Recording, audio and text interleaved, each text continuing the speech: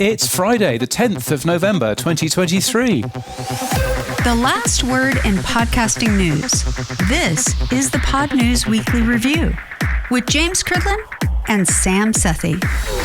Hola, I'm James Cridland, the editor of Pod News in Mexico City. And I'm Sam Sethi, the CEO of Podfans, once again left behind in wet, cold, rainy England. In the chapters today, quarter three results from Acast and others. Why is RSS such a mess? And more colour madness from Rode. Plus... Hi, I'm Tom Rossi from Buzzsprout, and I'll be on later to talk about Buzzsprout's implementation of pod roles. Here's Barry from Podhome. I'll be on later to talk about the launch of Podhome, our new intelligent podcasting platform for you to create, host and distribute your podcasts, and the new home for artists to put their value for value music. They will. This podcast is sponsored by Buzzsprout. Last week, 3,445 people started a podcast with Buzzsprout. Podcast hosting made easy with powerful tools, free learning materials, and remarkable customer support. From your daily newsletter, the Pod News Weekly Review. So, James, let's kick this show off then. Buzzsprout has finally added pod roles. I say finally, and then puts his tin hat back on. Is it something we said? Oh my God, James, I don't know whether I lost 5 years of my life or not the other day. So we were saying, come on, Buzzsprout, you came up with a great idea for pod roles and then you haven't implemented it. Wait there. You were saying... I'm sorry. Is that a slopey shoulder I see there? The royal we has been removed. Okay. I was saying that, yes, what's keeping them? And then, anyway, they went and rolled it out, which was great. And then I put a LinkedIn post telling everyone what a great idea it was and congratulations. Kevin Finn, who I have met and who I love dearly, puts out a post on LinkedIn, something along the lines of, have you ever been shamed publicly by the people you sponsor? Have you ever met Sam Sethi? And I went, oh my God, he's pissed off with me. So I literally threw everything down, got on to I think I emailed him, I texted, I did everything, right? With, have I upset you? I am sorry, I don't know what I've done, right? And he went, no, it was a joke. And I went, context. It's so out of context. So he then he took that one down and added a little bit more context, which was, thanks for the public shaming on Pod News Weekly Review last week, Sam Sethi. We deserved it. We're excited to get this out and love the equal treatment from all of you, including James. See, you're back in the game there, James, as well. Yes. Oh, I'm implicated now. Are you? So that was with Kevin, and you managed to catch up with Tom Rossi. I did finally, yeah. So I caught up with Tom, and we had a wonderful conversation about what they do to implement pod roles, but also an update on what's going on with the PSP, a bit of Buzzsprout's monetization, and they've got something big coming soon as well. We rolled out pod roll, or podcast recommendations, depending on if you don't know what a pod roll is. Now, I hope it had nothing to do with us screaming and shouting at Buzzsprout going, come on, you invented this. Why haven't you rolled it out yet? No, it did not. It did not. We got together at a podcast movement with some of the other podcast standards projects hosts and talked about what tags we wanted to implement in the next version of the PSP certification. And Podroll was one of them that we could all get behind. And so we wanted to get that rolled out by the end of the year. And I think the other hosts are going to have it done by the end of the year as well. Cool. So let's take a step back for those who don't know. Let's explain, what is a Podroll or podcast recommendation? What is it? Yeah, so the name Podroll is a play off of the and I want to say the olden days, but it doesn't seem like it should be the olden days, but the blog roll, where blogs would have, here are the other blogs that we like. And so we called it the Podroll, and I don't know if it'll take off, but it's a fun name, and it for us, at least, we know exactly what that means, which is a podcast that you recommend. So as a podcaster, here are 4 podcasts that I really enjoy that I want to recommend to my audience, because if you like my show, you might like these shows. And so that's the Podroll. And we implemented that inside of Buzzsprout. Now, how does it work with Buzzsprout? Within Buzzsprout, they can go to their podcast info. And from there, that's where they set things like their hosts, who are the hosts of the show, and they can do RSS feed validation, things like that. But they can also add to Podroll. And once they add them inside of Buzzsprout, it'll show up on their Buzzsprout website. So they'll be able to highlight right on their website the podcasts that they love. And it'll also show up in the RSS feed using the Podcasting 2.0 pod roll. So one of the things I've heard that people are thinking of using the pod roll for is to recommend other people's podcasts, not just their own ones. We've talked about podcast swapping in the past. Somebody drops in somebody else's feed for a week so that the audience can hear it. I've heard Tink Media talk about how you might just have a host talk about someone else's podcast. So I think podcast recommendations could be also not just, oh, here's my other two podcasts, but you could also feature someone else's. Yeah, that would be something different than what we've built it for right now. But those are great ideas for making it easier to do those feed drops, to be able to highlight those podcasts. Now, the podcast standards project, you mentioned it earlier. Again, the pod roll is going to be one of the tags now that everyone's going to jump on board, hopefully. How is the podcast standards project? Because I think some people, James, Adam, even myself, from time to time have written its obituary. So where is it and how's it doing?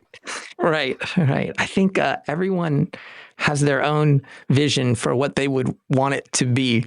But really, it's just based off of what we saw with the Web Standards Project back when the browser wars were heated.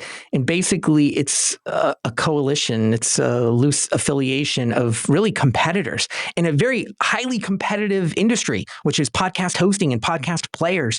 And so all day long, we are thinking about how we can deliver value to our podcasters, to our customers. And I think the Standards Project is really our ability to say, look, it's better in the long run to advocate for open standards. And so even though we're competing with one another every day, let's talk about what can we do together? What can we agree together that's in the best interest of podcasting, which is indirectly in the best interest of our companies in the long run. And that's where the PSP comes from. So it is not a media organization. It's not a certification organization. We're not trying to create a bureaucracy. What we want to do is be able to advocate and commit to implementing certain standards. So the first standard we came out with was the PSP1, which is documented. It's up on GitHub. Anybody can comment on it and talk about it. It's actually Charles Wilchin with Podbase has a validator. So you can actually validate RSS feeds against the PSP1. And everyone that's a certified host now, where certified just means that they've implemented all those features, you can now have a standard to go to. This is exactly how we agreed to do it. And then at the podcast movement, we just talked about what does PSP 1.1 look like? What are the next couple tags that we want to take on? Can we agree, first of all? Can we get to a place where we all would do it? And the two that came up were the location and the pod roll. Those are two things that we could all agree, you know what, we could implement these and we could make that part of the PSP certification, is that you have to support the location and the pod roll. I think part of the frustration is not that the PSP isn't doing anything, it's the speed of which they're doing things, I think, is what tends to frustrate people. The observation from those outside of it, there are 27 tags, why have we only done 3, right?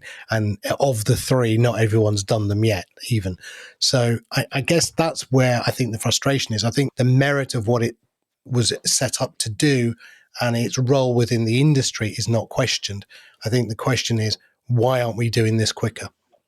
Yeah, I think it's difficult, right? Like I said, it's a competitive industry that we're in, and we have to deliver value to our customers. And unfortunately, the vast majority of their downloads are going to happen on non-PSP players, right? And so when we roll out the pod roll, we are going to take it on the chin for a certain period of time. We're going to get a lot of support, which is, hey, I did this, but it doesn't show up in Spotify. I did this, but it doesn't show up in Apple. And so our support team has to educate our podcasters. And yeah, we added this and it goes to your website and it goes into your RSS feed. But for the two biggest players that refuse to look at the standards that we've chosen to adopt, they're not going to see a result from that. So that's what makes it difficult to, go all in on implementing all these different tags, is that we've got to have the perceived value from our customers as we are, competing with one another. Yeah. And so I think that slows us down. Okay. But I want to highlight, though, that if you go and you look, what we've put out on the GitHub for the PSP is the only exhaustive standard for an RSS feed for a podcast, because we refer to the Apple documentation all the time, but the Apple documentation has changed and it's just not well documented. There's conflicts. And so if you go and you look at what we've done with the PSP, we've at least created a place where we can agree, how do you define a podcast RSS feed? What are the standards there? And so it's not meant to be something that we're bullying the industry on. We're just trying to document it somewhere that everyone can go and look. Cool. Okay, well, let's go back to Buzzsprout. Let's leave the PSP to the side. A few months ago, you implemented one new feature, which was called Co-host AI. And a few months before that, you implemented monetization for ads.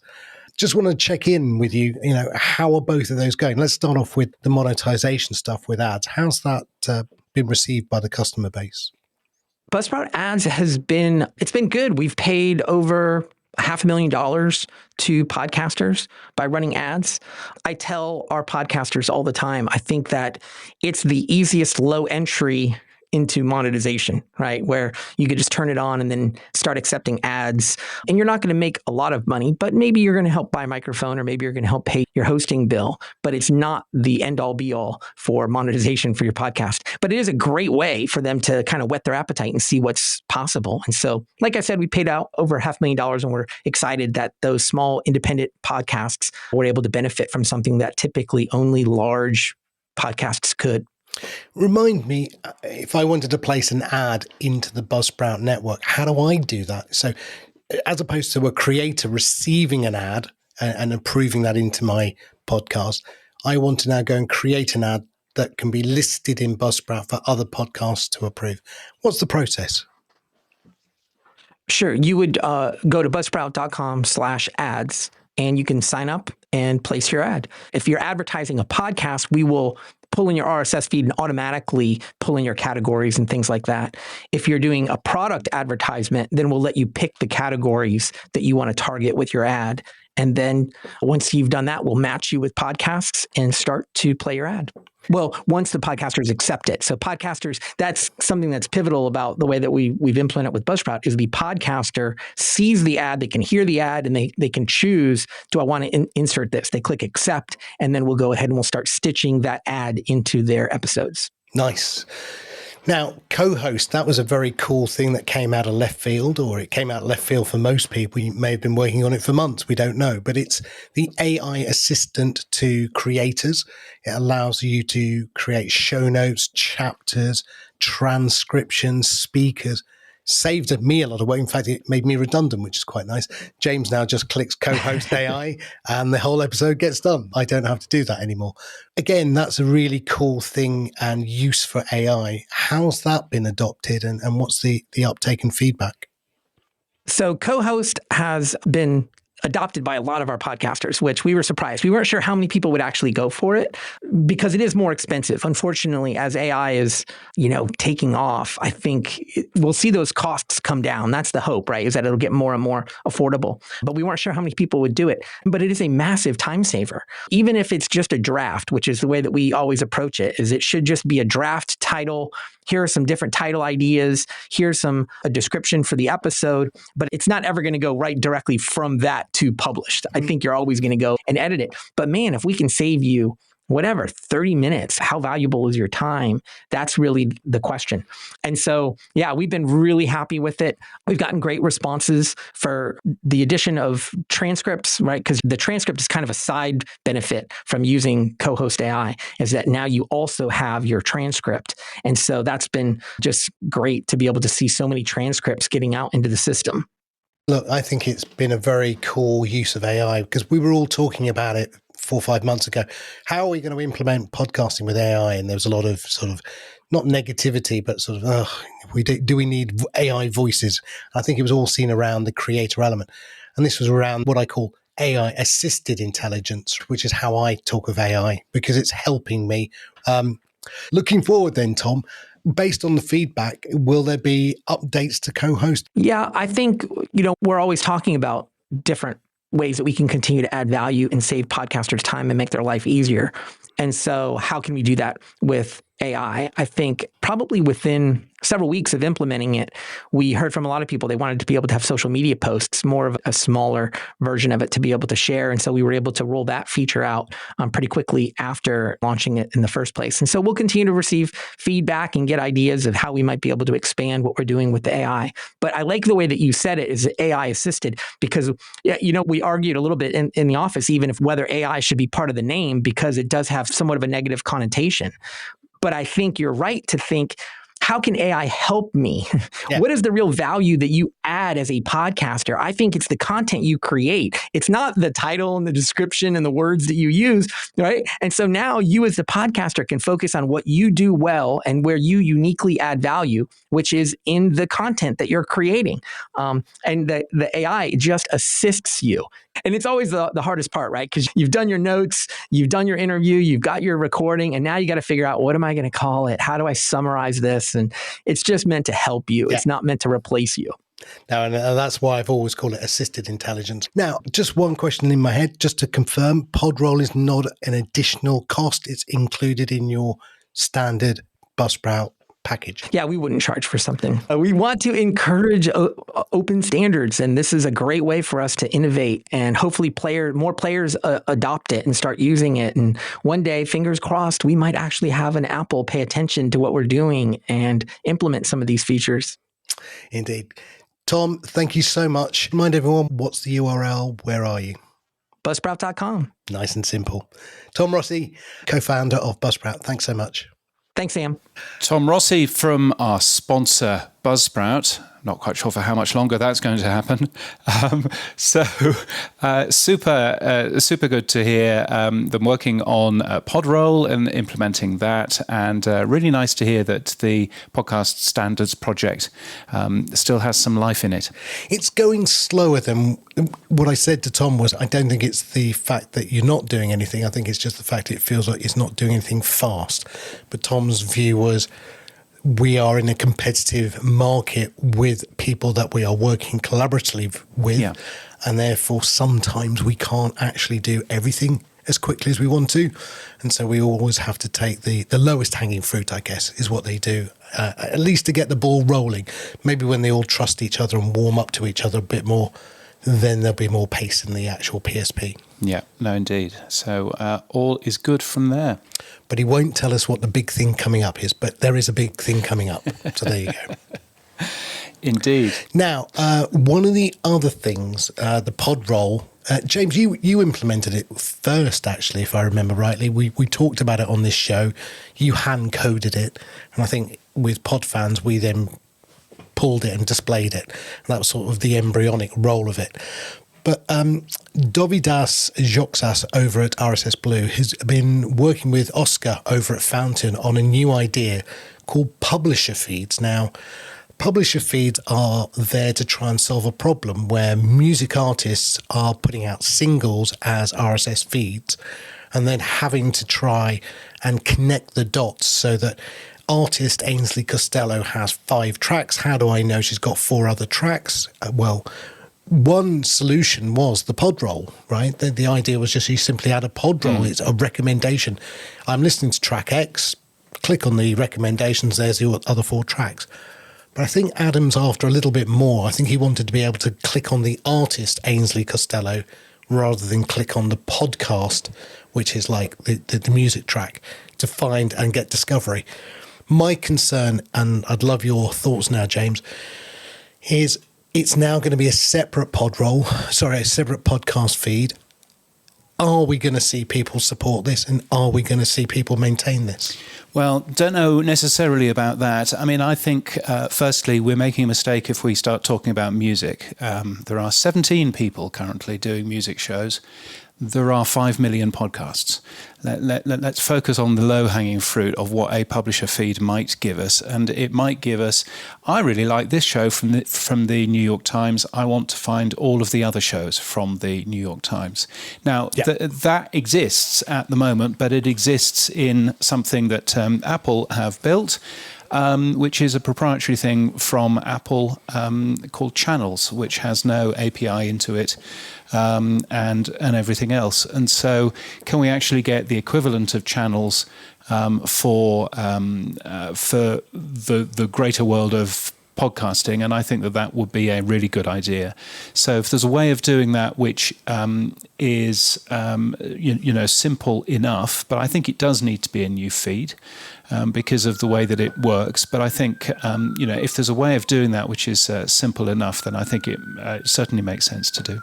So my question to you is, let's take Wondery, because we started at PodFans looking at this as a possible idea 3-6 months ago. We haven't done anything with it because we couldn't really see a way forward. So, for example, Wondery have SmartList, they have a whole host of others. Is there anywhere in the RSS feed that says this is the producer of this? So a really good example where I got confused was the Newsagent is produced by Persephonica, but it is for Global. So it's Global's actual podcast. Yeah. So who do I put that under? Do I put that under Persephonica? Do I put that under Global? And with Wondery, how do I discover, as an app developer, all the different podcasts they have so that I can aggregate them together in a producer page? Well, and this is the difficult thing. So there are things in the RSS feed. There's the author tag, which so for the Pod News daily podcast, that is Pod News LLC, which is the company that makes that. This is made by a different company, but so there's that sort of thing. But I think that's the point, is that actually each individual show might be made by different people. And what you really want there is you want to be able to link, in terms of the way that Apple do it with Channels and other things, to be able to actually link more broadly into all of the shows, perhaps, that Wondery are producing, or maybe Wondery might want to produce the Wondery True Crime list. And that's what Wondery ends up doing. I think the podroll idea works very nicely, but you don't have to be linking to your own stuff in a podroll.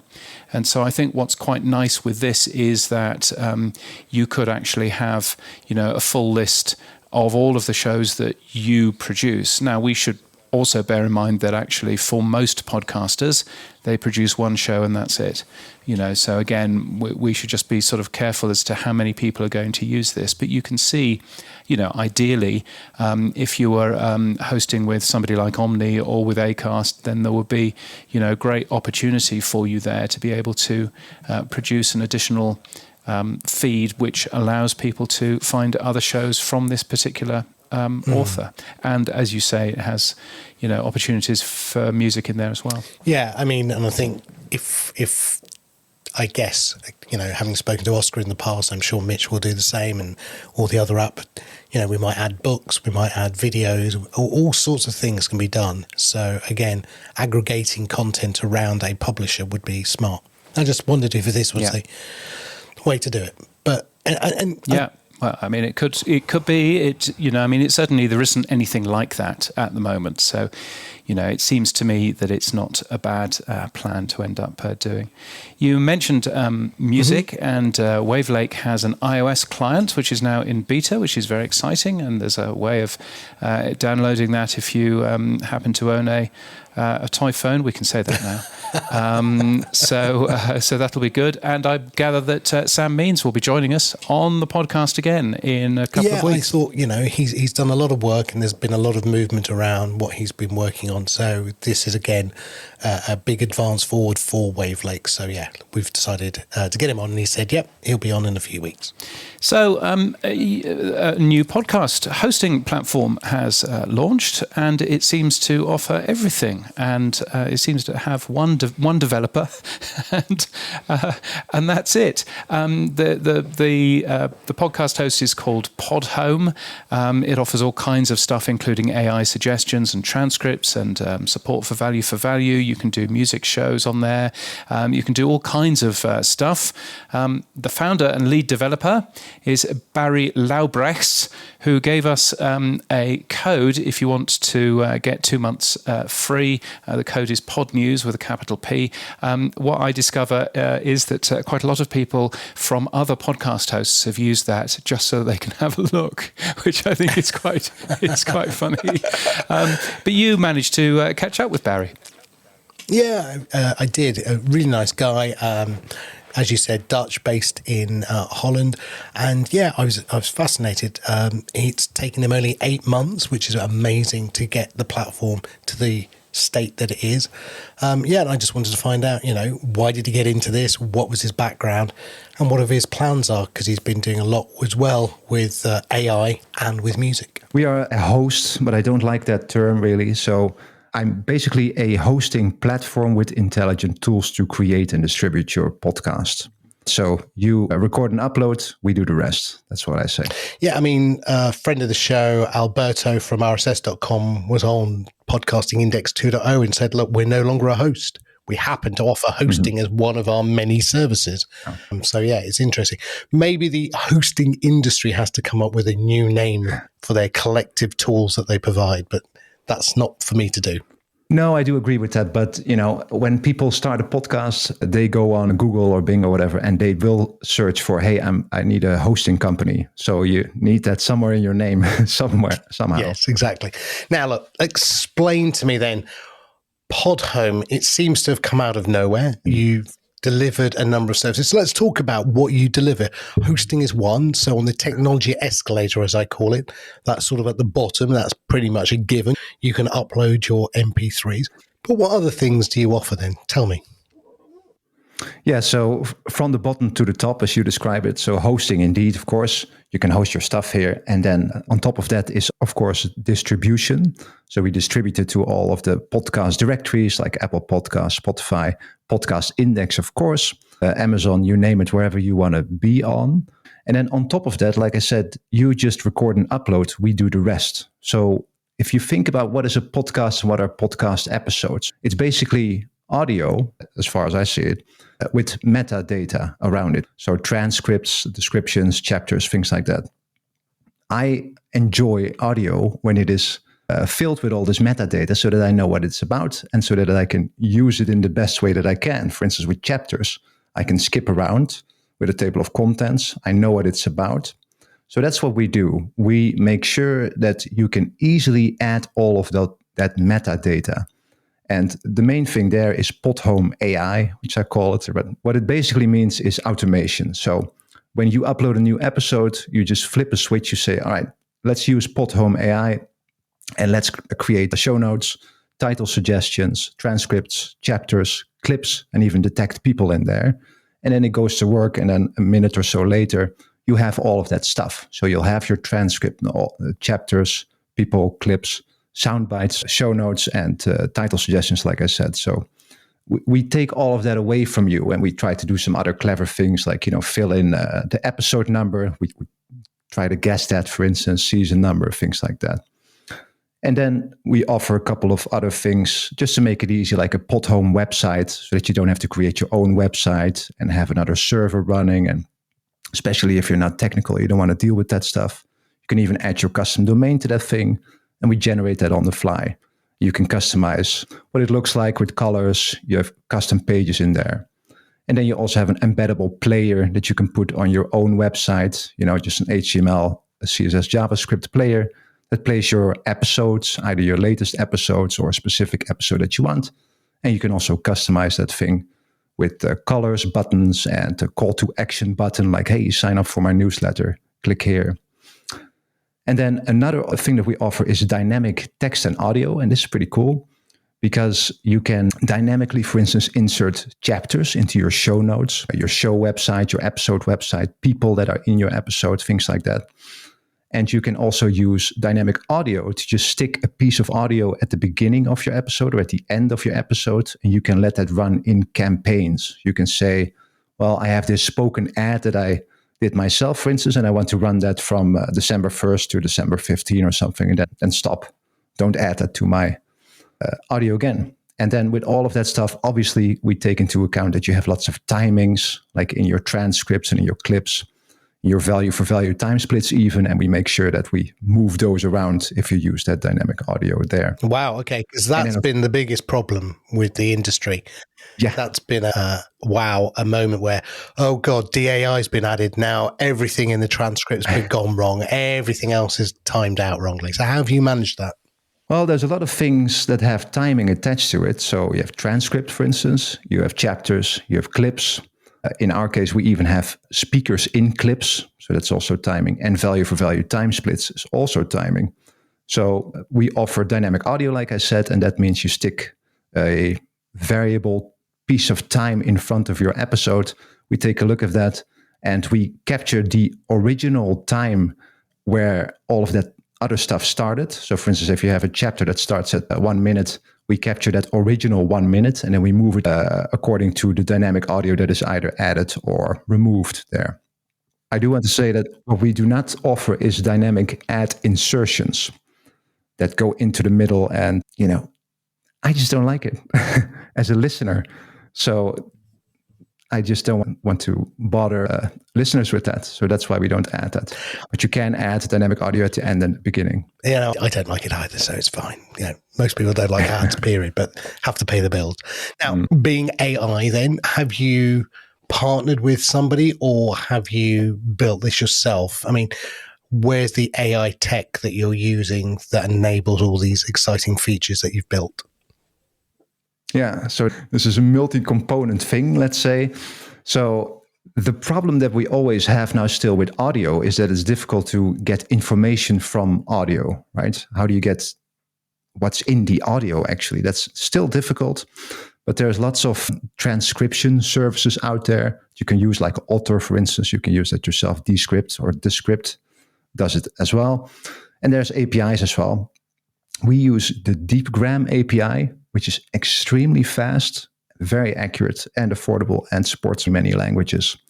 And that just spits out transcripts in multiple formats, including caption files in SRT and VTT. So you get those as well.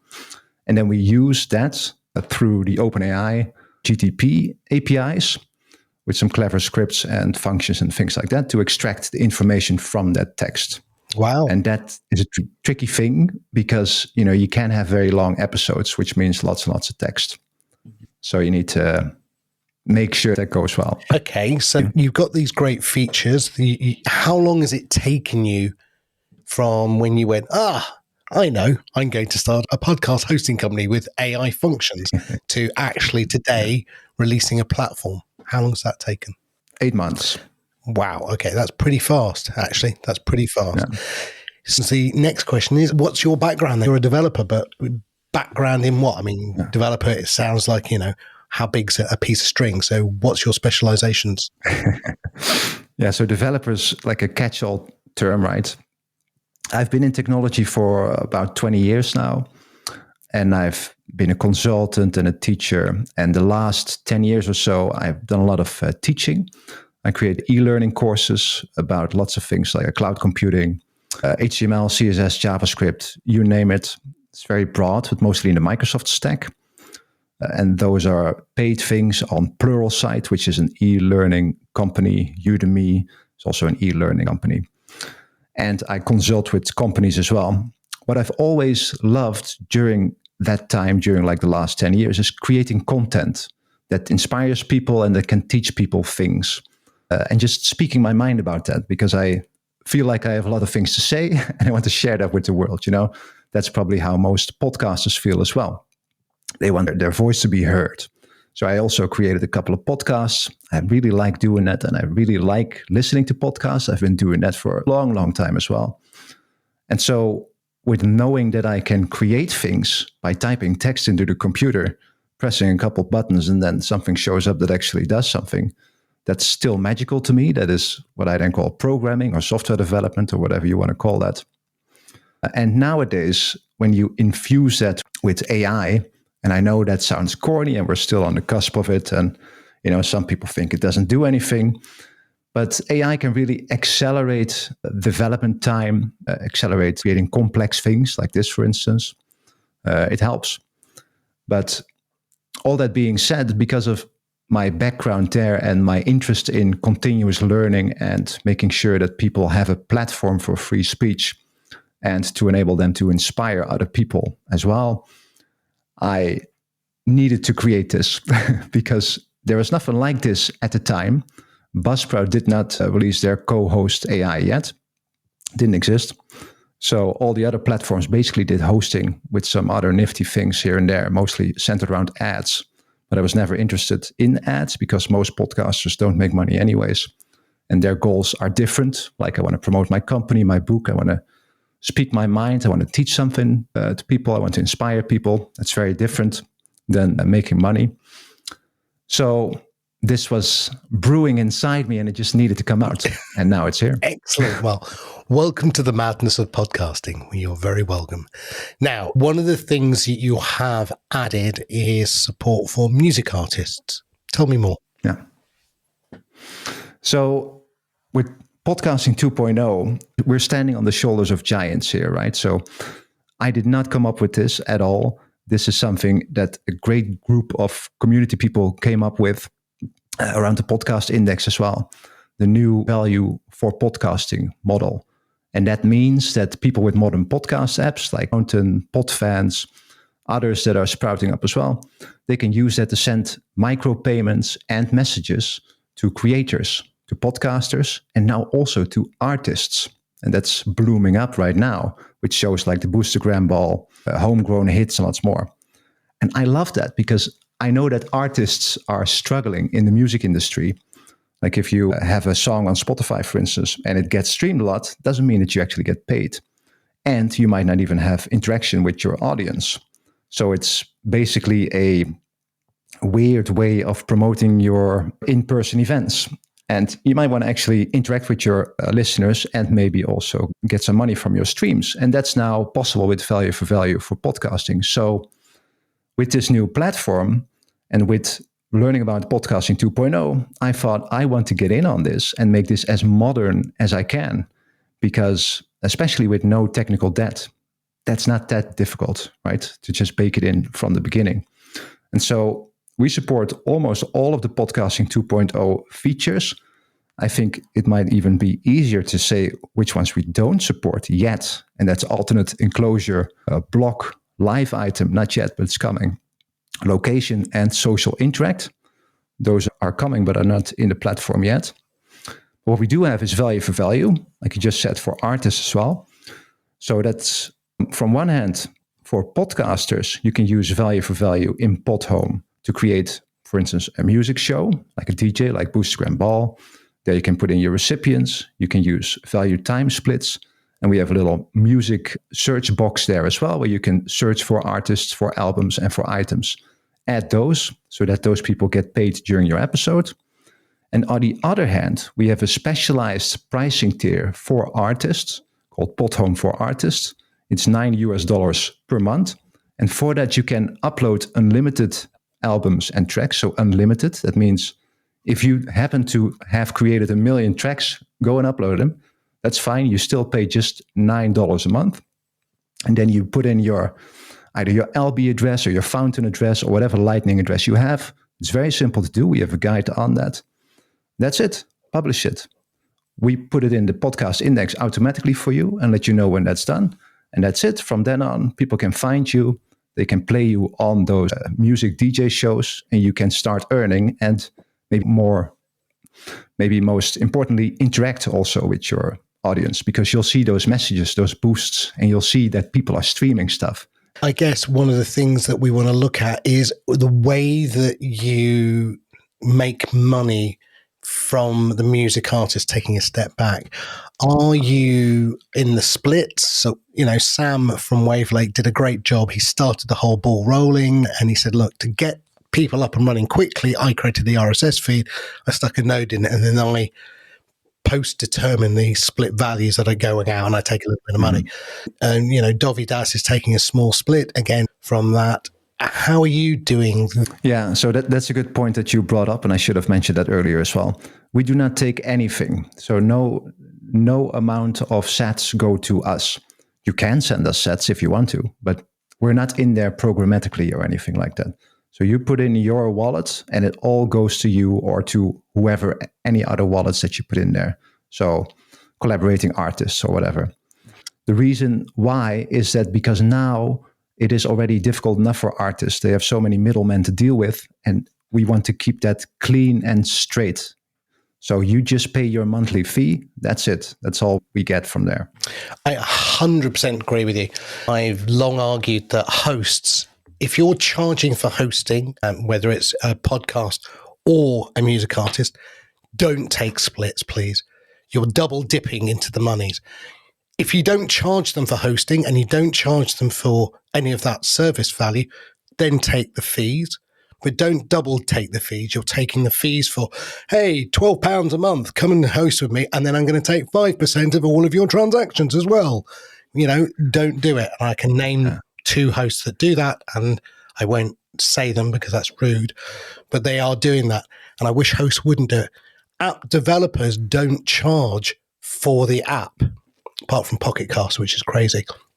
But app developers don't charge for the app, and so they have to take a fee, right, for providing a service, or they have to go to a fixed fee model.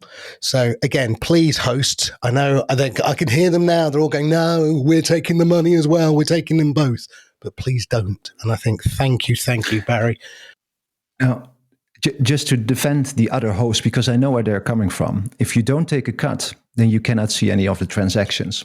So then you cannot give analytics on those transactions to the artists, right? So as in, if you take a little cut, then you can see what comes through, and then you can give something back. So I get the technical need to do that, but I think we need a better way to do that. I was going to say, there must be a better way than taking a fee. I know Adam puts 1% into Fountain so he can see that, and I know James does that, and it's just like, that has got to be the wrong model for doing this. There has to be a better way. I don't know it yet, but there has to be a better way. Yeah, me neither. But I'll just say the answer to every question, John Spurlock. That's the answer to every question. John Spurlock. That's fine. Look, Barry, congratulations on starting Podhome, releasing it. Sounds very exciting. And remind everyone where they can go to find out more detail, please. So you can go to podhome.fm. You can find everything there, including the pricing. And from there, you can start a 7-day trial, cancel at any time. And you also have a 30-day money-back guarantee. And remember, you can still use the code PODNEWS, and that is a capital P, and the rest is small letters, for 2 months free. Thank you very much. That's very kind. Now, I did say that I would ask you to leave a message for your fellow Dutchman. So a message to the Podfather himself in Dutch, please.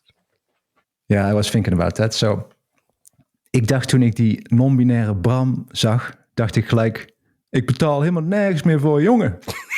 That's it. He'll understand. Excellent. I wait for the translation on Friday night. Barry, so nice to meet you. Congratulations and welcome to the madness of Podcasting 2.0. I wish you all the success. Thank you very much. Barry Luijbregts from Podhome, and really interesting. Talking about a lot of stuff, including ISRC codes. Sam? Yeah, James, this is where I'm going to actually do the slopey shoulder to you. What is an ISRC code? Well, we're talking at the moment in the podcastindex.social about GUIDs for people. So an individual ID that sticks with a person forever. There's a GUID for a podcast. There's a GUID for a podcast episode. But there is already a thing for music tracks. It's called an ISRC code. It's run by IFPI, which is the International Federation of the Phonographic Industry, the record companies, basically. And there is a specific code for a specific sound recording. So it's not for a song, it's for a sound recording, which is kind of important. But it doesn't change if the format or the bitrate changes. And it's an ISO standard, so it's there. So I know that Rush is a good example to give on these types of shows. So Tom Sawyer by Rush, which apparently is Rush's biggest hit, is ISRC number USMR 18180103. The US at the beginning stands for the United States. And then there are other codes in there which stand for who actually gave this ISRC code to this particular recording and so on and so forth. But what I found was really interesting is it's for sound recordings, it's not for songs. And because it's for sound recordings and not for songs, that means that Joe Rogan is in there. There's a track from Joe Rogan called Not Homophobic, which is both a spoken word comedy piece and a lie. And that has an ISRC code of USWB 10002096. Because it's a piece of released audio. So it seems that anybody can actually get an ISRC code for a sound recording, which I thought was quite interesting. So it might be a winner for music IDs here. Well, as I said, Barry, very smart guy and very keen to get involved in the new podcasting 2.0 scene. So me and him were just chatting away. We were looking at how we can support the lyric proposal. So we've done that. We were looking at how we can, make sure that all of the things that he does are aligned with the way that we display stuff. And then we talked about this, what is it now? It's called, let's get the acronym right, the ISRC. And he said, look, I'll go away and have a think about it. Anyway, 1 hour later, he's come back and he's implemented it in Podhome. And then 1 hour later, we went away and we have displayed it. So now in the music tracks that are on Podfans, for example, you're now seeing ISRC indicator. Very nice, and that will help with all kinds of things. ISRC codes are used by lots of people already, including radio broadcasters, and also including a really good website, which I would heartily recommend to anybody that wants data about music, called Music Brains. You'll find it Music Brains with a Z at the end or a Z, depending on which side of the world you are. And that's got like tons of information about every single track which is out there, nearly every single track which is out there. Weirdly, no Ainsley Costello in there yet, but there's no reason why it couldn't be. It's an open database for anybody to stick their stuff in. So so that's a good thing. Also, just at the end of that interview, James, Barry leaves Adam with a Dutch message, so we'll find out tonight what Adam says in return. Maybe it'll just be double Dutch and we'll never know. Indeed. Let's move on. It's been one of those weeks where everybody has released their financial numbers, hasn't it? Yeah, friends, Acast have released their Q3 financial report. The company says net sales growth of 32% year on year, largely driven by North America, which posted a 55% growth, and the company moved closer to profitability. It hasn't got there yet, but nearly. And the average revenue per listener was a record 33 Swedish krona or 3 cents. So, James, unpack all of that. Yes, 0.33 Swedish krona, indeed. But yes, 3 cents average revenue per listen. Some good figures mostly that came out of Acast. They're getting closer to earning profit, which is a good thing. And so I felt that was interesting. It's always interesting seeing that average revenue per listen figure. It's not something that other companies release, and it's quite interesting to see. I once worked out average revenue per hour of commercial radio, and that was really quite favourably comparable to podcasts. Because obviously you can earn rather a lot more if you have an average hour of commercial radio having about 12 minutes of ads in it. So that's a little bit different. But what did you think of that revenue per listen figure? Well, like you, is the first time I've seen it. I wish Spotify would release that data and Apple, but they probably never will. So well done to Acast for doing that. I did some back of the fag packet calculations. And that 3 cents is only 81 sats revenue, not profit note revenue. Yes. And so I said, well, okay, if you took a 1 hour podcast like this and streamed at 100 sats per minute, we'd be valued at 6,000 sats or $2.20. Take away the app fee, maybe, for providing the platform, and you could make a fee of, say, 300 sats or 11 cents. So you could make triple or quadruple the amount just by having 100 sats per minute.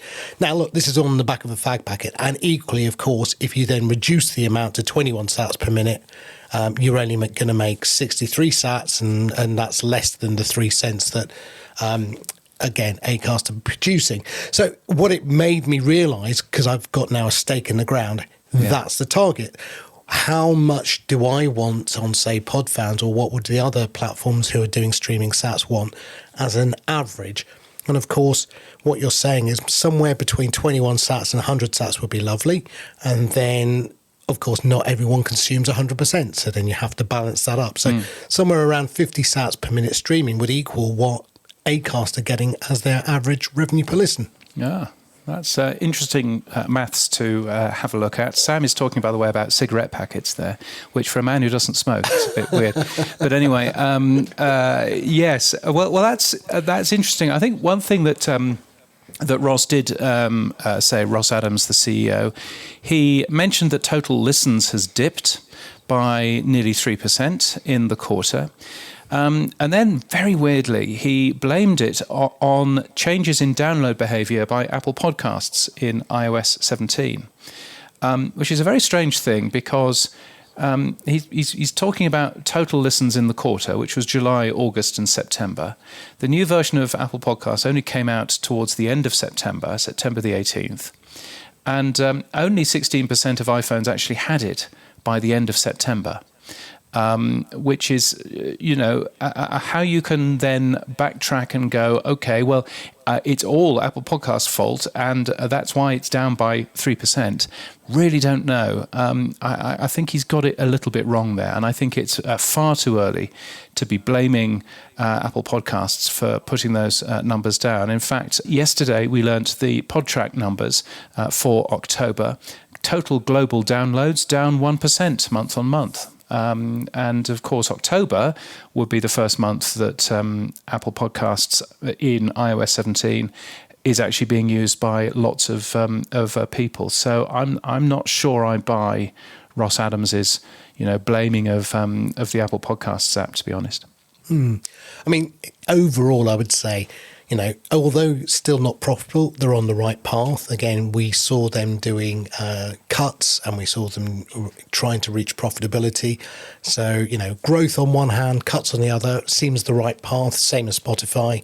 But unlike Spotify, they didn't quite make their profitability. But I think that US growth, significant US growth even, is a good indicator of that they're in a healthy position to probably in the next 2 quarters reach profitability. Indeed. And while we're here, iHeartMedia has posted their podcast revenue is up 12.5% year on year.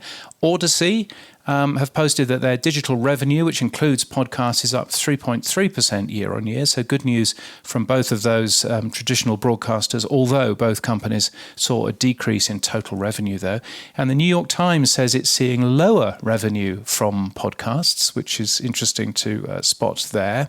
I'm wondering how NYT Audio is doing as well. I've got a few thoughts for ideas there in terms of how to find out how that particular product is going too. Well, let's move on, James. This is me now, I'm afraid, not you. So here we go. Yes, who wound him up? Podcasting is a mess was what I was ranting about this week on Mastodon. And I only did that because we ingested all 15,000 V4V podcasts, and as we were doing that, we came across something like 8,000 errors. Now, we're being very strict on what we're adding to the Podfans index. That's fine. That's what we wanted to do. But what we did find was loads of GUIDs were missing, loads of episode titles were missing. We found geotags were not right. I mean, the list goes on and on. And my only comment was this, that there are, RSS Blue have got a really good validator, Podcast 2.0 validator. It's not complete with all the latest tags, but it is good with some of the more earlier tags. And it's just a simple thing. You can put your feed in and it'll pop up and tell you what's missing or what's wrong. John Spurlock has a very good one at LimeWire as well, right? I just wanted to understand the hosts have this data. You're creating the RSS feed or you're ingesting the RSS feed, and you can do a quick validation against those fields. We know what they're supposed to be, and we know what's supposed to be in them. For something as simple as the episode title missing, you might want to flag it up to the person and say, hey, do you know that title's missing? Do you want to fill it in? Or, hey, you've got a missing GUID here, or something to that effect, so that the data they put out to directories actually isn't just garbage out. I'm not saying all of it is, because it isn't, but it appears to me that there is no data validation coming in or going out, and I just don't know why.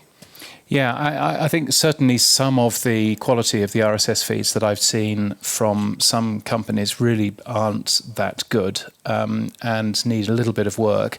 Having said that, I think that some of the validators are, they don't necessarily show the difference between a warning and an error. So I think it's perfectly fine to kick up a warning if, for example, your audio is an HTTP instead of an HTTPS. It's absolutely fine to kick up a warning, but that's a warning. That's not an error. That's not something that's wrong with your RSS feed. It's something that could be better with your RSS feed. So I think we've got that on one side. But yeah, I look at particularly some of the feeds from some of the larger podcast hosting companies, and I'm particularly thinking about Libsyn and Blueberry here. Some of the stuff that I see in those podcast feeds, could be fixed by just looking at what the information is that the user has typed in and gone, no, that's wrong. Geotags being one of those things, but also, there are a few things that make my life quite hard, and one of them is people adding an extra space on the end of their podcast title, for example. That should be, there's a PHP function for that. It's called trim, and it's really easy and simple. You shouldn't be allowing your podcast creators to do something like that, which will actually break quite a few things. So it's things like that I wish that podcast hosts were a little bit better at. But I think, as well, that's one of the reasons why the podcast index exists. It normalizes a lot of the weird and wonderful RSS feeds that you end up seeing out there, and does a pretty good job, in terms of making that a lot more readable and usable. And I suppose on the other side, if you look at the amount of really dodgy HTML, really dodgy web pages, and browsers seem to cope with that relatively, okay. So I suppose that, we're always going to get stuff which isn't entirely correct in terms of the spec. No, and look, we accept that there's going to be a lot of messiness in this. It's the way and nature of RSS. It's been going 20 years, and there's some stuff that's, legacy and whatever. But it doesn't feel to me like the hosts are actually doing that error checking, or at least some error checking would be good. The other bit that I found quite annoying is when we do ingest, because we want to have a snappy app, we suddenly find some images are massive. They could be several gig inside, some are several meg, right? And again, we get magic mastering, we get audio compression, and we get super duper Dolby sound, and we get all of these great things, and yet none of that. But we can't even, we can't even fix an image which is the wrong size. Yeah, I know. I completely get. Images being the wrong size really hurts a lot of us. And by the way, RSS feeds being, 4 miles long and having thousands of entries, that's also very, very painful as well. I do think, though, that the documentation around podcast RSS feeds is almost non-existent. And one of the things that I was looking at this week was actually the documentation around the trailers tag. That it's one of Apple's. It's an iTunes tag that is owned by Apple, but everybody used. And it turns out that Apple can't be bothered to actually do any documentation around their own tags for the RSS specification. So that trailers tag, for example, I was trying to find out, where it said in the specification that an episode marked as a trailer has to be for that show. Turns out that's not in the specification. Turns out that in the specification it doesn't give you any hint in terms of what happens if you've got more than one trailer. Apple haven't documented this, so Apple have, made some beautiful web pages with information for creators, but actually for the likes of you and me who play around with RSS feeds all the time, there's no actual documentation from the owner of those tags, and that's a little bit frustrating as well. Yeah, that is.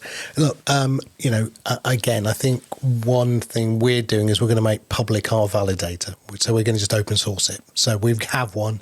It sports all the tags, and we're going to make that available. And we're going to use traffic light coding, like you suggested, James. Red, orange, green, and just provide that. And we're just going to give that away. So that's going to come out very shortly, and we think that's hopefully going to help.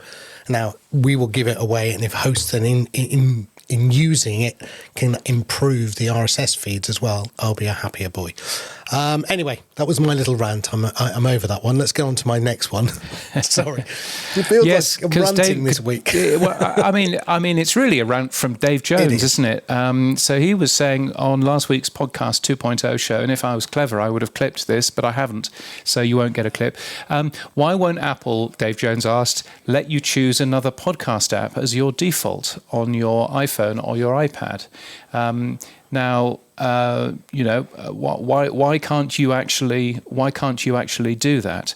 You heard that, didn't you? Look, I feel that Apple gets away with so much these days, and I don't know why it gets a free pass.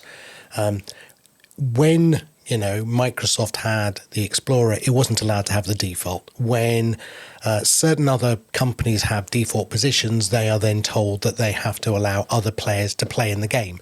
And it feels like Apple, quite happily just ignores it. We know that the Apple tax for the Apple Store is a big problem. We know that sideloading is becoming an issue for them, which is why they've improved progressive web apps as a way of countering the arguments that they have in court that they have a monopoly. But I feel that why can't and James, you were the one who told me that Chrome, Google Chrome mobile on the Apple is nothing to do with Google Chrome. Yes, on iOS or on iPad, the only browser which is allowed on those platforms is Apple's Safari. So when you're using Google Chrome or when you're using another browser, what you're essentially using is you're using Safari with a slightly different user interface that looks a bit like Chrome. So if you want the Firefox web engine on your iPhone or on your iPad, well, tough, because you're never going to get it. So that does mean that mobile web developers are a little bit stuck, because literally the only browser on an iPhone or an iPad is the Safari WebKit, engine, and that does sort of pull us back a little bit, because we have to wait for Safari. It's not been very good. It has to be said it's getting better, but it's not been very good at following some of the standards and some of the new innovations when it comes to web browsers. So it's all a little bit frustrating, I think. And it's something that's weird that Apple seems to get away with that, as you say. And, in the Android world, I can use Firefox if I want to. I can use Brave if I want to. I can use all kinds of other weird and wonderful browsers if I like to. But that doesn't happen in terms of iOS. And similarly, I can use different app stores if I want to on an Android device. And again, that doesn't happen on iOS either. So all of it, it's just a bit weird, isn't it? And you look at some of the conversations going on with Apple and the EU at the moment, and you suspect that that's going to change in the future, I think. Yeah, I mean, the court cases are going through right now, and we'll see what comes of it. But again, I can't imagine that they'll allow you to sideload or run a separate app store. But Dave's right. Why can't I just change my default podcast to something else? It makes no sense. That is anti-competitive, and same with my browser. Yeah. And my only comment, James, and I know that, I will reveal behind the commode, as we say here. You remember I misused that expression, to reveal behind the commode. Reveal behind the curtains. Okay. James cut this out. But my only comment is Microsoft got done by the DOJ for owning the operating system and only having IE. They didn't own the hardware. Apple owns the hardware, the operating system, the App Store, and also the podcast app. And they own the full stack, and they don't allow you to change it. I feel that is monopolistic and is certainly anti-competitive. Well, and on that bombshell, I did notice that 95 Google reporting that Apple almost completed support for the Apple Watch on Android phones. So if I wanted to, I could go out and buy an Apple Watch and use it on an Android phone. Apparently it was pretty nearly complete, but they cancelled that work because they wanted to protect sales of iPhone. And I thought that was an interesting story because, as we know, you can download Apple Music onto an Android device. You can download Apple TV onto an Android device, but you can't download Apple Podcasts. And perhaps that's one of the reasons that Apple sees Apple Podcasts as being an iPhone thing, in the same way as they see iMessage being an iPhone thing. And perhaps that's one of the reasons why we're not seeing Apple Podcasts on Android devices. It would be a great thing for the industry if they were to put it there. But perhaps that's one of the reasons why it's not actually there. Anyway, let's leave Apple alone. We'll talk about them a little bit later on. Now, James, across the globe, what's been happening in the UK? Yes, all kinds of things going on. The BBC is doing some weird and wonderful things with its BBC Studios commercial arm. They will be competing against independent audio producers for more BBC shows. According to Audio UK, which is the trade body in the UK, they're not particularly happy about it, and it affects podcasts as well as affecting radio shows. So something worthwhile keeping in mind. There's a good reason why the UK podcast industry is as vibrant as it is, and actually one of the reasons for that is that the independent producers are kept alive by some of the commissions that they get from the BBC, and that's not necessarily going to happen. Also happening in the UK, Audible and Multitrack running free production workshops next year. They're particularly looking for disadvantaged people to give that a go, but there's some really good training, and that's free training you need to apply in order for you to get that. In Australia, CoronaCast, which was a podcast that I used to listen to religiously every single day with Dr. Norman Swan and Tegan Taylor, Soldier Spy. They ended up making almost 550 episodes. They achieved more than 60 million downloads, but it published its last episode this week. It's going to be replaced by a more general health show called What's That Rash? What's That Rash? But CoronaCast, great show. It was a very good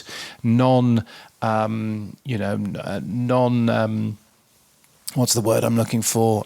Non-sensationalist show. No. Yeah, it was a really good show, and it seemed to do very well, and a good bit of work from the ABC, the public service broadcaster in Australia, in that they allowed people to rebroadcast that show, whatever radio station they were running. So if you were listening to community radio stations up and down the country, you could have heard that show going out. So some very good stuff. And here in Mexico, podcast host RSS.com has sold the streaming rights to one of their shows to a set of broadcasters here in the country. It's been in production for 2 seasons. What they cleverly did is they filmed the entire podcast on video, which means that they've got this kind of stuff that they can actually make available on other platforms as well.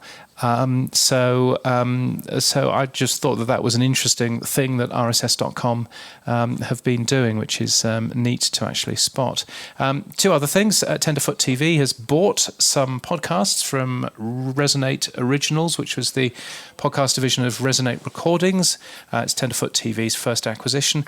And in Denmark, Go Little Creative won a Pioneer of the Year award for a fun little thing that they were doing for ferries, for ferry boats, where you could listen, if you were a kid, you could listen to a fun piece of audio on there in both Danish and in English as well. So some interesting stuff going on there.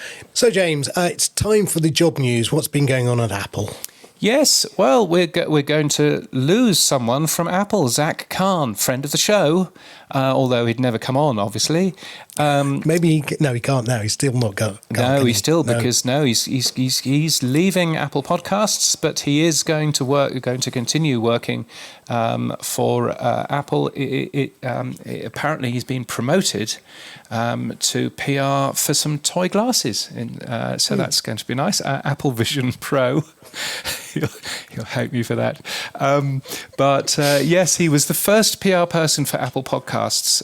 He joined from Vox Media in January 2020. And actually, all joking aside, it's such a change when you have a good PR person, or indeed any PR person, working in a particular unit in Apple. All of a sudden, it meant that we journalists felt very well looked after, and we actually understood what was going on in Apple for the first time, which meant far less negative comments about Apple, far more positive understanding of what Apple is planning, even if we might not necessarily always agree with it.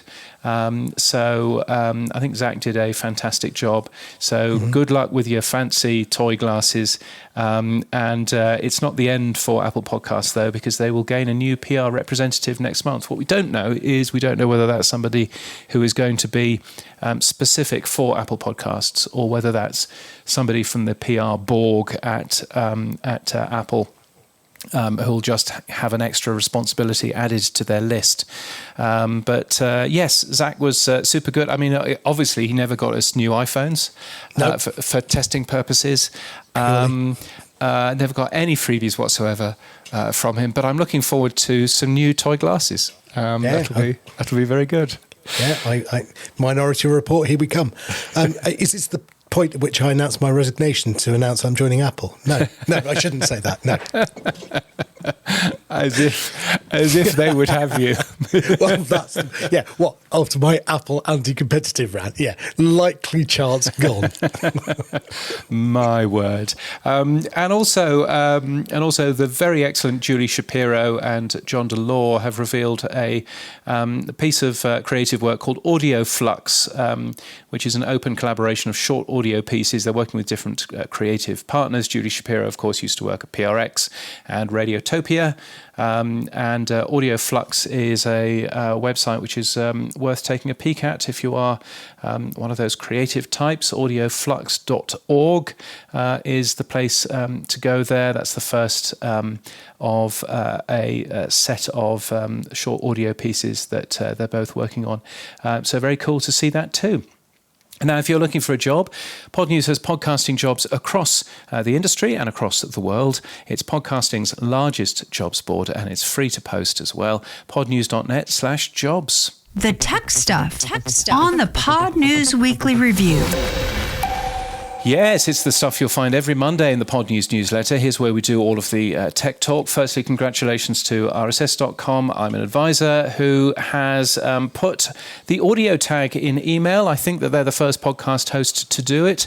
So when you schedule a show to be published later, then the email that you get, which confirms that your show has been published, has a little audio tag in there. So you can actually just check that the audio is the correct audio. So that's a very good thing. So congratulations to them for that. Very nice. Yes. And well spotted by you originally. Pocket Casts web player now supports chapters. Ooh, and the new podcast namespace as well as episode art. So they are doing stuff. Yes, and that's JSON chapters as well as Podlove chapters. So all of the specs there. Sorry. Podlove chapters. What is a Podlove chapter? Podlove chapters it's another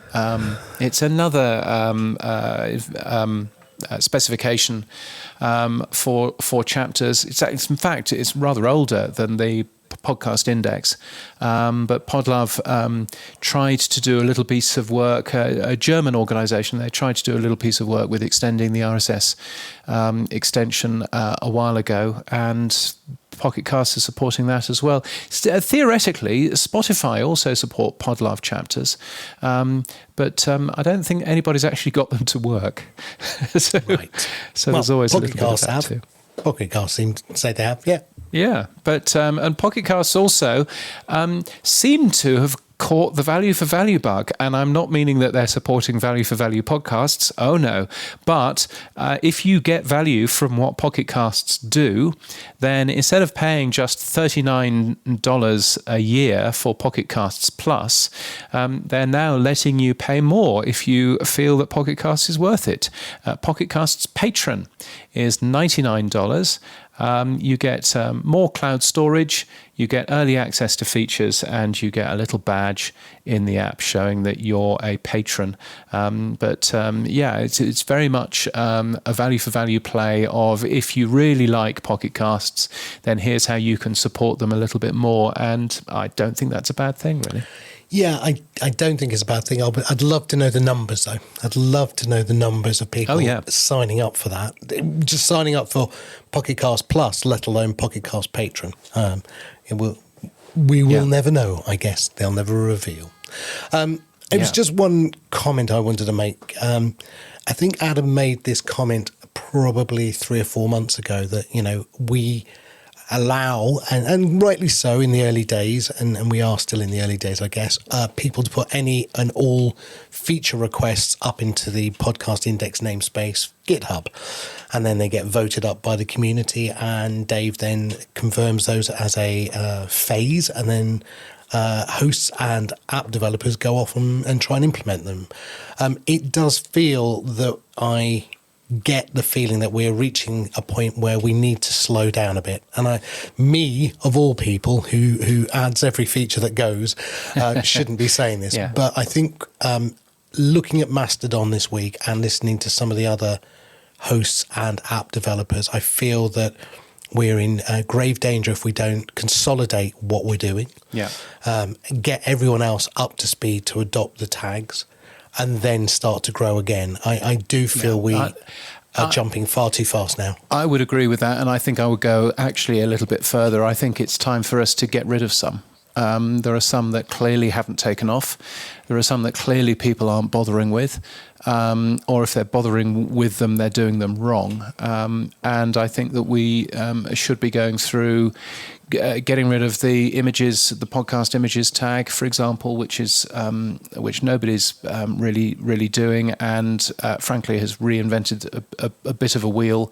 And there are a ton of other tags such as that exists, but nobody's really using them. And I think it would be helpful if we were to go through and actually get rid of a few of them, so that we can concentrate on the ones that are seeing adoption. Can I create heresy here and say the location tag can be renamed to the topic tag, because certain companies are using the location tag now to fill in where they're recording from rather than... Yes, and I think the location tag is one of those that just needs to be killed. Nobody's using it correctly. And it's a waste of time. It's an utter waste of time to put where somebody is recording. Who cares? It absolutely makes no sense whatsoever. So I would personally get rid of that, as well as a few more. So and I don't think that there's anything wrong with that. I think that that we should be focusing on the features that work really well. And removing some of the features that are sitting there that are badly spec'd, like the social interact tag, that are badly spec'd, that nobody's actually using. And I think getting rid of them, making life simpler, would be a really good idea. Well, I went through Podcast Index RSS feed. They've got 3 different chat options. They've got a social interact tag, podcast chat, and then they've got an IRC chat. And that's just within one RSS feed. And I'm like, what one do you want me to support? Yes, none of that makes sense. And I think on the other side, I think we talked a little bit last week around the email address in RSS feeds. And wanting a way. I know it's been a bugbear of yours for quite some time. I was reminded this week that the reason why email addresses were taken out of RSS feeds quite quickly by a lot of podcast hosts actually was nothing to do with Apple, but was everything to do with Acast. Because if you remember, Acast was literally emailing customers of podcast hosts saying your current podcast host is rubbish and you should be joining Acast. And so the rest of the industry's reaction to that is, right, we'll take email addresses out so that Acast stops doing that. So I think we should probably not forget the real reason why people took the email address out. It was actually bad behavior by one of the podcast companies. I think sticking an email address back into RSS would be a good idea. And I think it's really easy to build a forwarding email address that protects people's privacy, but also allows that as well. James, moving on then. New tools that are coming out. Mac-based audio tool Audio Hijack has added a transcription module which works in 57 different languages. Again, it uses OpenAI's Whisper and it comes with no additional costs. You tried it out, James. What was it like? Yes, I tried it out. It works very nicely. It's a bit slow, but the way that Audio Hijack works essentially is that you can grab any audio that's playing on your Mac and you can then feed it anywhere else. So you can, grab your microphone, for example. You can then feed it through an EQ system or a compressor and a transcription module, and then record it somewhere as well. So it does a pretty good job in terms of that. And so it now has added a transcription tool, still in beta, but seems to work quite nicely. So that's a good thing. Spooler, talking of location, has launched a demo of a location-based audio discovery tool. And the company has also launched an improved audio editor, which is quite nice. And another tool out, the one that we use here, CleanFeed, a low-latency remote recording tool, has launched a new markers feature. What's that, James? Because you have all the controls here. I do. I have no access. I do have all the controls. There's a little marker button here which allows me to press that button, and so if I sneeze or if I cock something up, then I can press that marker button, and when I import the audio into, for example, Hindenburg or Audacity, and then it will also import those markers in there as well. So if you mess something up, it's a good way of marking where in the audio you want to make that particular edit. So it's a pretty smart thing. Cool. And finally, James, we talked about Rode adding white boxes and white microphones. What have they done this week? Yes, well, no, they've now released their NT1 microphone, which is the one that they've made for many, many years. They've released a version of that microphone in lots of different fancy colours. and it looks all very nice, called the Signature Series. You're not sold on this idea, are you? Well, that doesn't really matter. I'm going to stick with the microphone I've got, which is a Rode microphone. But I just feel like they've employed Sir Johnny Ive. He's gone all Apple Mac white, and then if you remember those coloured Macs, and when Steve Jobs came back to Apple, they were everywhere. It feels like I wondered what Sir Johnny was doing, and now I know he's over at Rode. Well, I think it's a pretty good idea. I think they're understanding that there's lots more video, and a boring black microphone or a boring white microphone isn't necessarily going to be a thing. So actually making it in lots of different colours is probably a nice thing. So it's interesting to end up seeing that. And Rode have also said that all their stuff works fine with macOS 14.1. So if you've been holding back to upgrade to the new macOS, you'll not see any difference, I promise you. Then macOS 14.1 will work absolutely fine with everything that you've got there.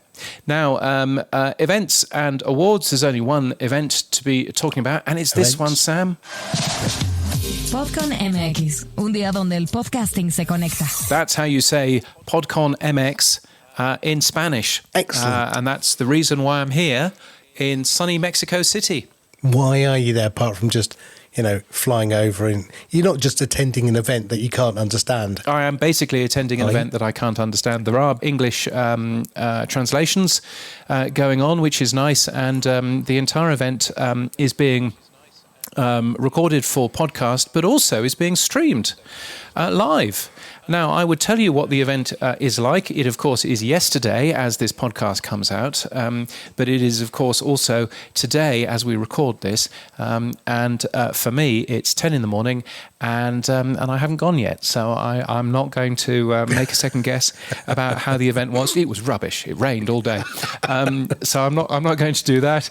But hopefully people have been playing with the live stream, which was yesterday. I think it was the first live stream from a podcast conference that there has ever been.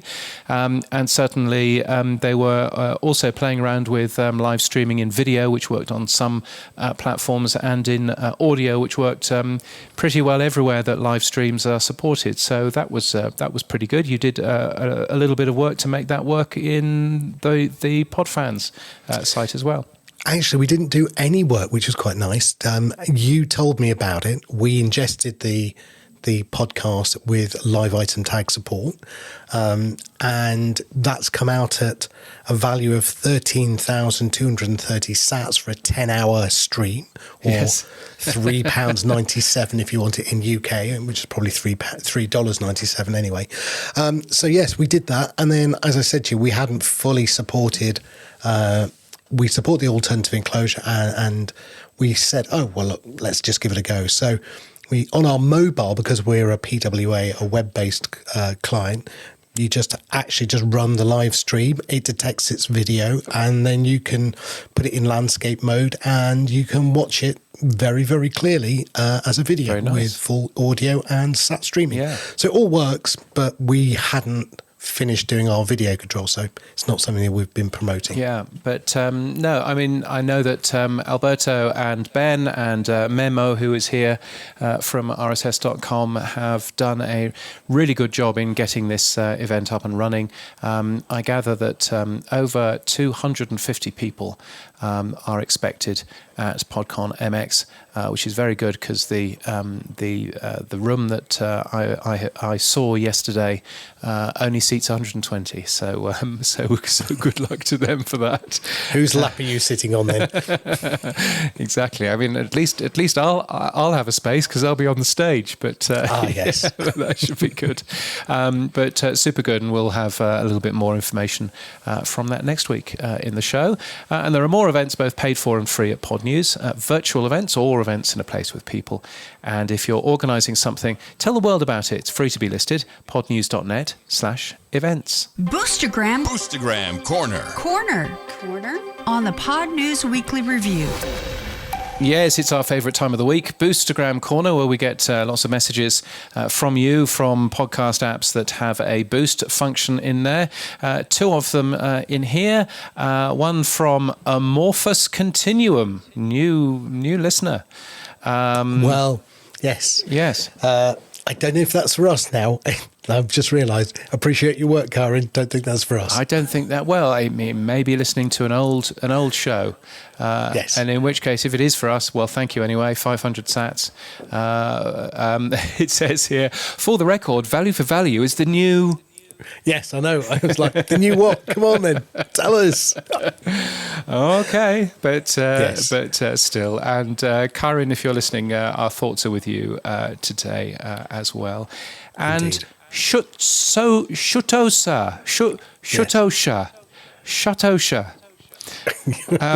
I'll as keep good on as your saying it in Mexican, lots of that. different ways.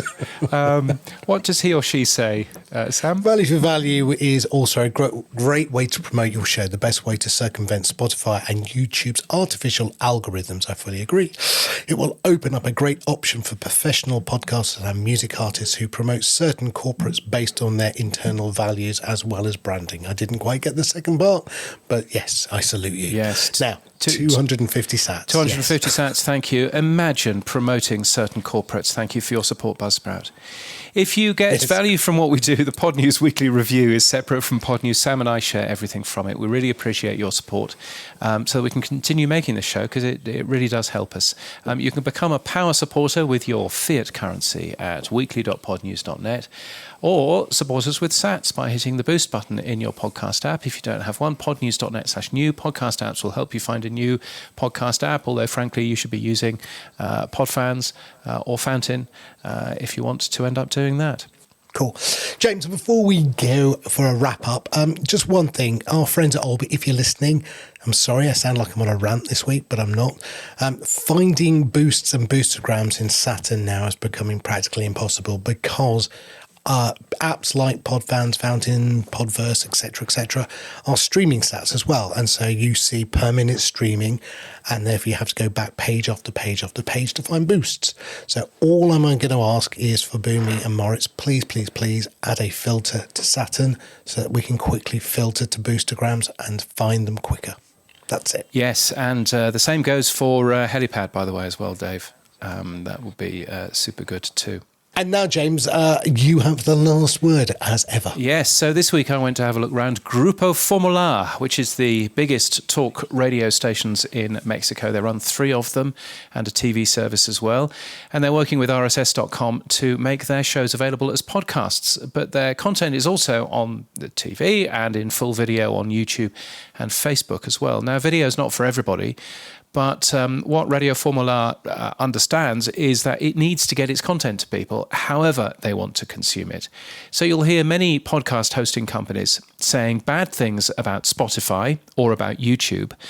And I think rightly so from their point of view. If Spotify or YouTube becomes the majority of our business, you can expect that they will kill the rest. They will extend, embrace and extinguish. But that's an issue for the industry. And that's not an issue for the audience. And our first priority is to give the audience what they want. And that means getting our content to wherever the audience wants it. Now, what's happened for you this week, Sam? Well, I was a guest on that new Podcast Graveyard, talking about Sam Talks Technology finally going to rest in a pace. I don't know, where do podcasts go to rest? I don't know. But anyway, it's gone there. So Yes. It was never coming back. But that was fun with James Bishop. So thanks, James, for that. As you heard, I was super frustrated with the state of RSS, having ingested all 15,000 V4V podcasts. We're releasing that Monday. Yeah, so we're testing over the weekend again. Hopefully we'll release more than 15,000. But yeah, that's where we're working on. And that's it. Yeah, busy week, just doing stuff and getting on with it, really. Yes, well, my week has been learning Mexico and how Mexico works for the first time. Ended up last night, I discovered at the local taco shop, yes, because while in Mexico, the local taco shop, they sell cactus leaves, grilled cactus leaves in cheese. Ooh, and they were quite a thing. I'm quite pleased I did that. So it's been good fun from that point of view, and I'm learning an awful lot. So hopefully more about my learnings from Mexico next week. But that's it for this week. And you can give feedback to James and I by sending us a Boostergram. If your podcast app doesn't support Boost, then grab a new one. What are you waiting for? From podnews.net/new podcast apps. Our music is from Studio Dragonfly. Our voiceover is Sheila D. We use Clean Feed for our main audio, and we're hosted and sponsored by Buzzsprout. Podcast hosting made easy. Get updated every day. Subscribe to our newsletter at podnews.net. Tell your friends and grow the show.